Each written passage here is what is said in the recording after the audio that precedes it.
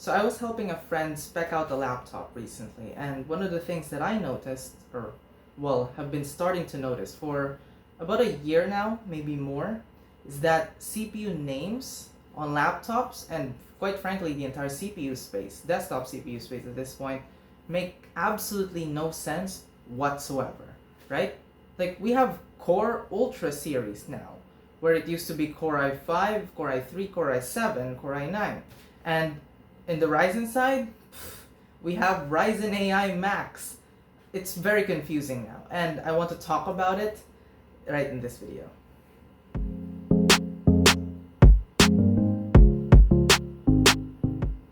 I've had a video idea of sort of like this for on and off for about 3 years now, right? It's been a problem for the past decade at this point. The names that we give our CPUs just are very arbitrary because it's whatever system AMD and Intel's engineers can come up with. Or okay, let's be honest, it's probably the marketing side of things that's causing all the issues. But in any case, I've had an idea to make a video detailing all the different and confusing naming schemes that both AMD and Intel has had over the past few years now. And one of the reasons why I abandoned doing so is that it is an absolute confusing mess even before we entered into the new Core Ultra and Ryzen AI Max era, right? So actually, let's start this conversation up with this laptop in particular. My laptop, which has a Ryzen 7000 series CPU, which, as I mentioned in the first impressions video, doesn't mean anything, right? Ryzen 7000 is, on mobile anyways, is a descriptor for the year the CPU was released, not for its architecture, not for its core count, for its positioning, or for anything that can meaningfully identify its performance, its power usage, or its purpose, right? So where did AMD tuck all of that in? Why, inside the model number, of course. For this one, it's on the third number, which indicates the architecture of that CPU.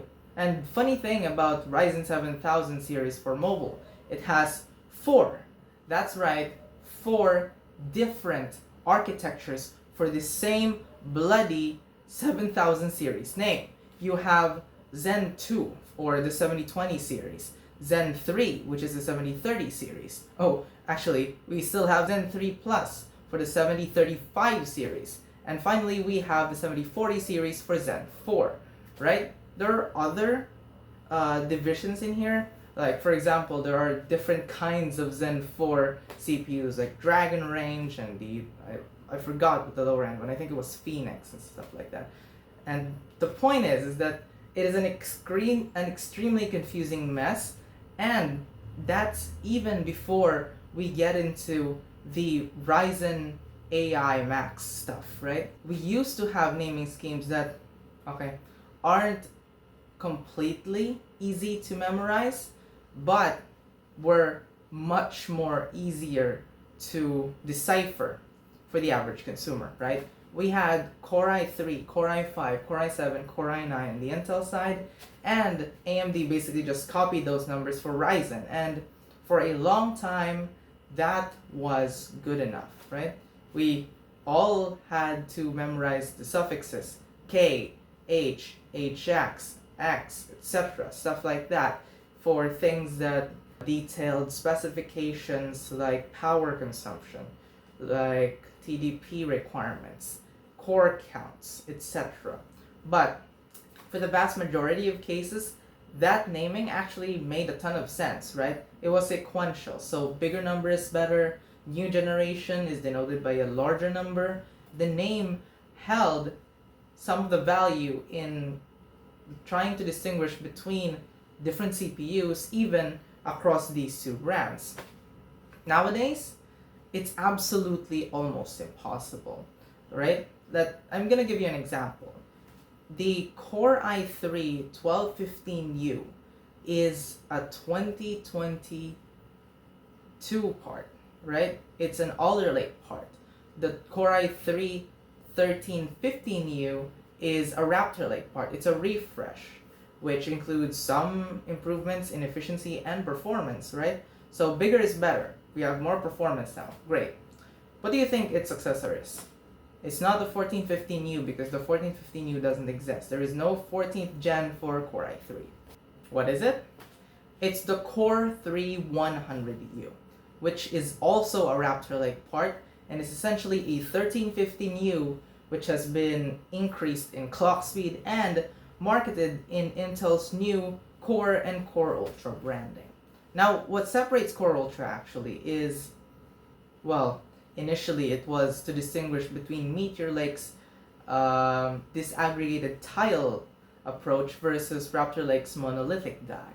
But nowadays, Core Ultra is now also a mess of different architectures competing, like Lunar Lake, Arrow Lake, Meteor Lake, all in the same damn naming scheme, right?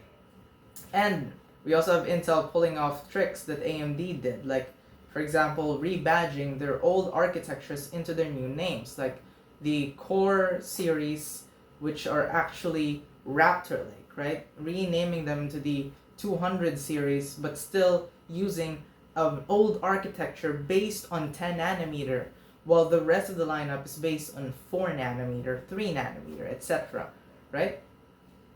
This entire thing is making consumer shopping for these CPUs so confusing and so easy to be misled, right? This has all the potential cases for buying the wrong thing because it has or shares the same name.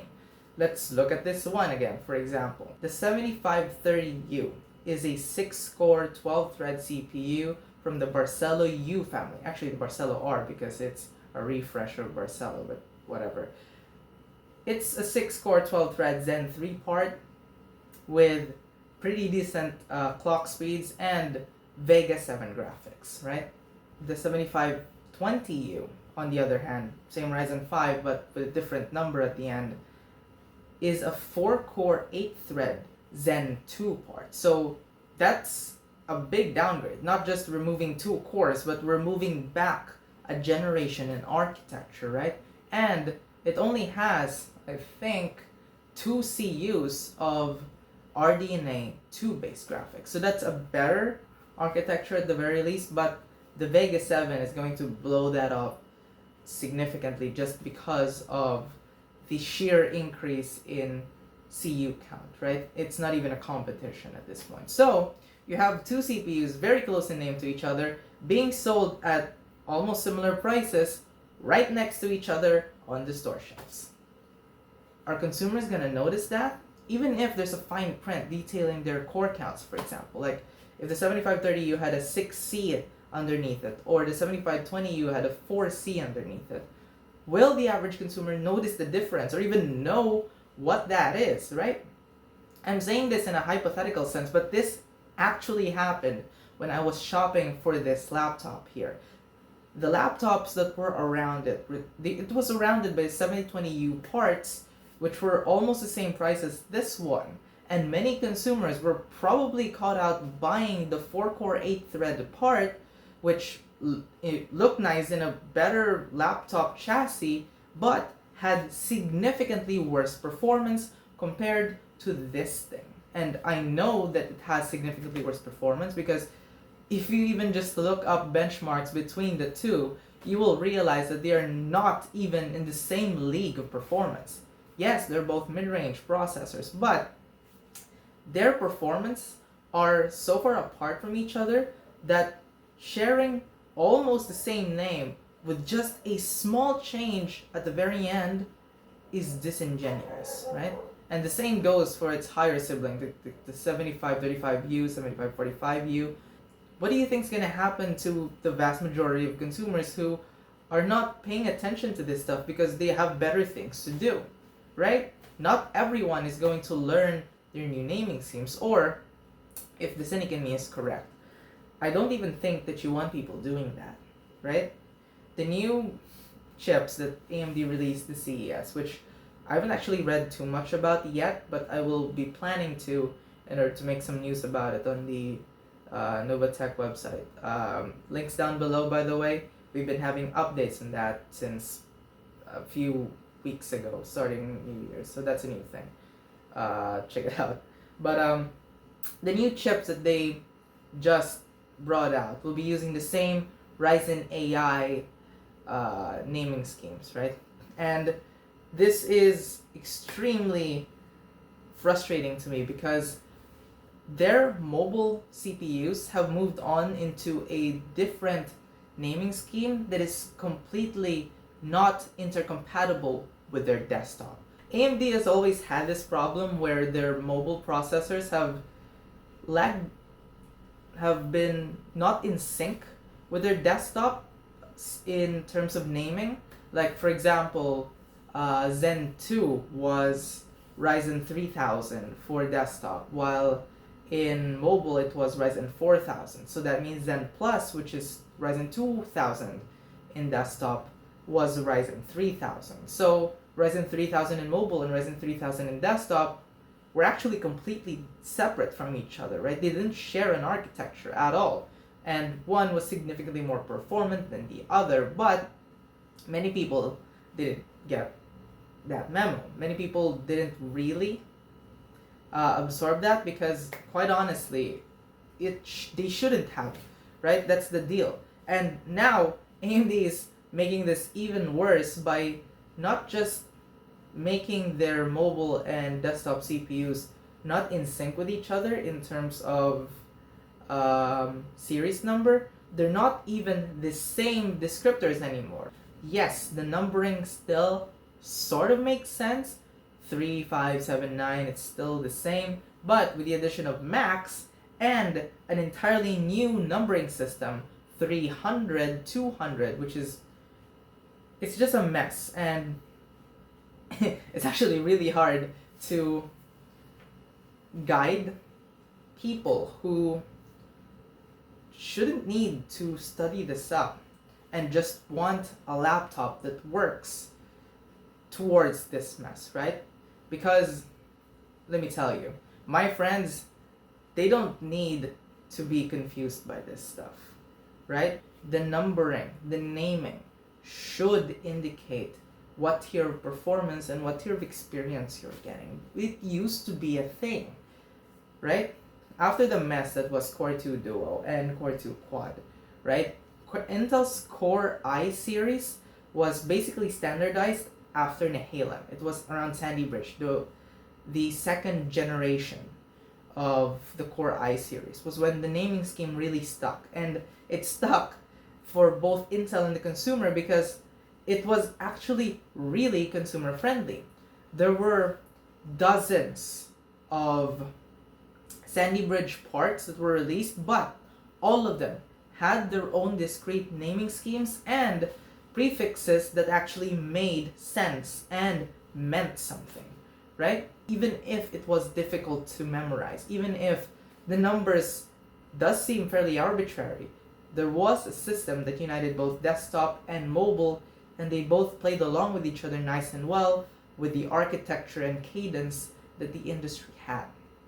This went on up until about 8th gen. It was 8th gen when Intel started to experiment with architectures. We had an entire generation of Core i3 chips that had different architectures, right? There was a time when there were different architectures based on the same name, and then after that, we went into an era where Intel's mobile and Intel's desktop CPUs separated in terms of architecture and process node. One was still running old 14 nanometer, while the other was running the new 10 nanometer variety. And that went on, that confusion went on up until Intel finally reunified everything with Alder Lake, which allowed them to introduce new suffixes, which made sense, but also started confusing a hell of a lot of people because of different lengths in the name, and as well as, the hybrid architecture. That is what's going to be continuing from this point forward. If AMD and Intel, and let's not kid ourselves, even Nvidia does this with their mobile GPUs and even their desktop GPUs, right? If they continue doing this, we're gonna come to a point where names just don't make any sense, and us in the tech space will just have to refer to them by their specification instead of their given name. Because what's the point of having a given name that doesn't mean anything to the normal person, right? If we don't fix this, that's the way things are going to be for the tech enthusiast crowd, and for the consumers, well, it's only probably a matter of time before someone brings this up into a lawsuit, right? I'm not saying that this is lawsuit worthy, but I can definitely see this going extremely wrong if the companies just cross a line that probably shouldn't be crossed. So yeah, fix your damn naming schemes, Intel, Nvidia, and AMD. This is not funny anymore.